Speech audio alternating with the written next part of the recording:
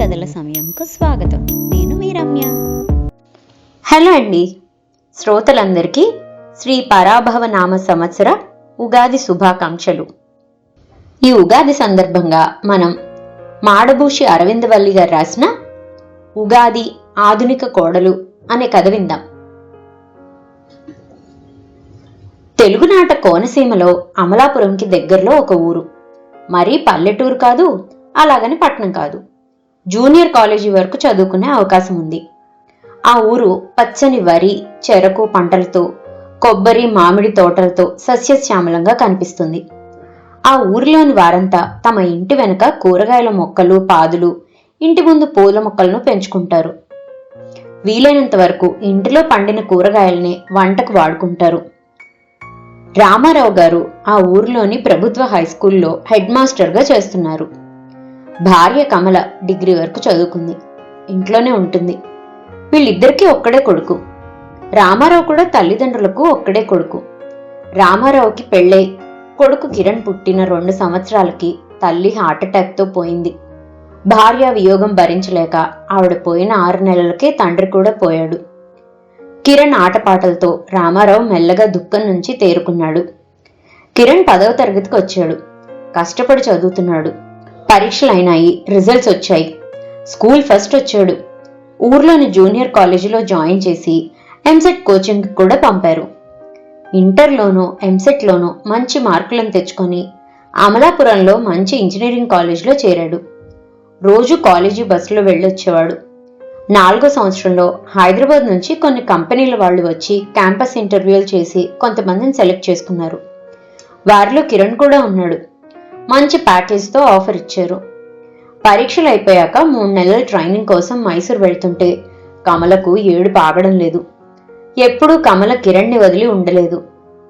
రామారావు కమలను తిట్టి నవ్వుతూ పంపించాలి అన్నాడు.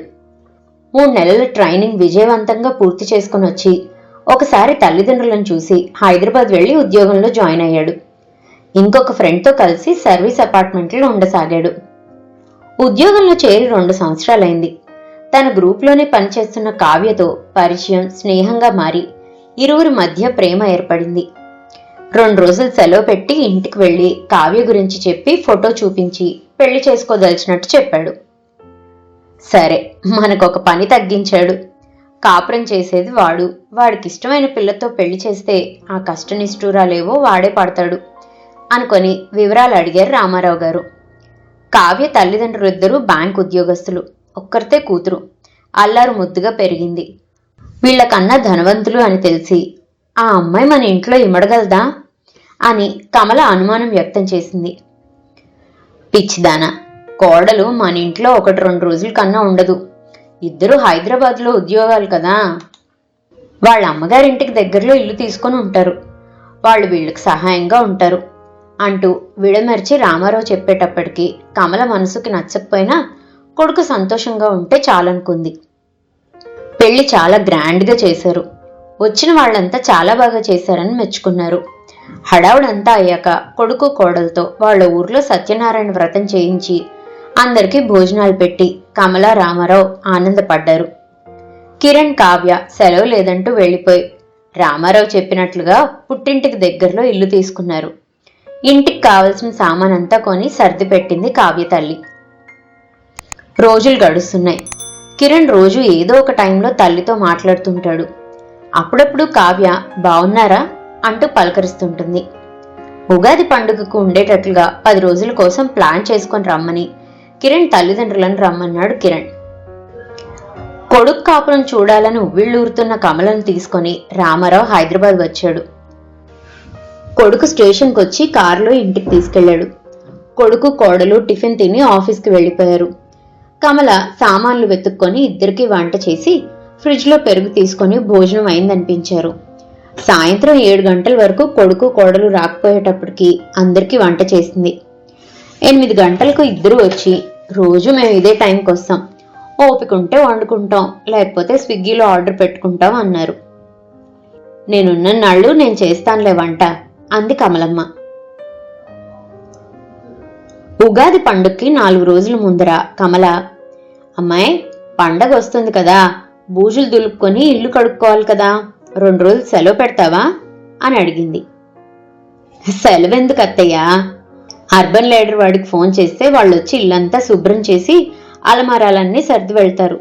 మనం ఎందుకు కష్టపడటం, ఈ శనివారం నేను ఇంట్లో ఉండి చేయిస్తాను అంది కావ్య. పండగ రేపనగా వాళ్ళు ఆఫీస్కి వెళ్తుంటే, కిరణ్ ఉగాది పచ్చడికి కావలసినవన్నీ తీసుకురారా ఇంటికొచ్చేటప్పుడు అంది కమల. నేను పచ్చడి ప్యాకేజీకి, రేపటి స్పెషల్ భోజనం ప్యాకేజీకి ఆర్డర్ పెట్టేశాను. పప్పు, కూర, పచ్చడి, సాంబారు, పెరుగు అన్నంతో పాటు పులిహోర, పాళతాళికలు, భక్ష్యాలతో పాటు నెయ్యి కూడా ఇస్తారు. రేపు మీకు రెస్ట్ అంటూ వెళ్ళిపోయింది కావ్య. కమల నోరు తెరుచుకొని అలా ఉండిపోయింది. రామారావు నవ్వుతూ, నీ కాలంలో లాగా రోజంతా వంటింట్లో పడి వంటలు చేసుకుంటూ కూర్చోరు నేటి ఆధునిక మహిళలు. కాలం మారింది. ఉద్యోగాలతో పాటు ఇంటి పనులు చేసుకోలేక ఇలా తెప్పించుకుంటూ ఇంకొకరికి ఆర్థిక సహాయకులవుతున్నారు అన్నాడు. మర్నాడు ఉదయం 7 గంటలకల్లా వచ్చిన ఉగాది పచ్చడి దేవుడి దగ్గర పెట్టి అందరూ తిని నలుగురు కూర్చొని కబుర్లు చెప్పుకుంటుండగా 11 కల్లా భోజనం అరిటాకులతో సహా వచ్చేసింది. అన్నీ చాలా రుచిగా బాగున్నాయి. ఆ రాత్రి కమల పడుకుంటూ కోడల తెలివితేటలకు మురిసిపోయింది.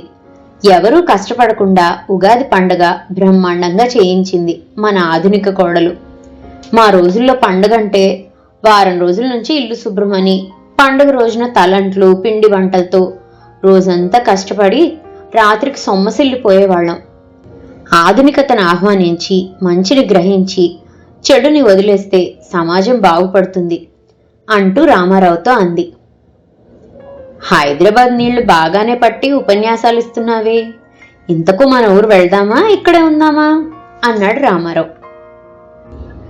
ఎక్కడుండే వాళ్ళు అక్కడుంటేనే అందం. సరదా, ముద్దు, ముచ్చట్లు 4 రోజులైతేనే ఆనందం. ఎక్కువ రోజులుంటే వాళ్లకు మనకు కూడా విసుగు కలుగుతుంది. 2 రోజుల్లో మన ఊరు వెళ్ళిపోదాం అంటూ నిద్రలోకి జారుకుంది కమల. ఇదండి ఈనాటి ఉగాది కథా విశేషం. మరోసారి శ్రోతలందరికీ శ్రీ పరాభవ నామ సంవత్సర ఉగాది శుభాకాంక్షలు. మరో మంచి కథతో మళ్ళీ కలుసుకుందాం. అంతవరకు సెలవు. ఈ కథ కనుక మీకు నచ్చినట్లయితే లైక్ చేయండి, షేర్ చేయండి. అండ్ మరిన్ని ఇంట్రెస్టింగ్ కథల కోసం ప్లీజ్ సబ్స్క్రైబ్ టు మీ కథల సమయం. Thank you.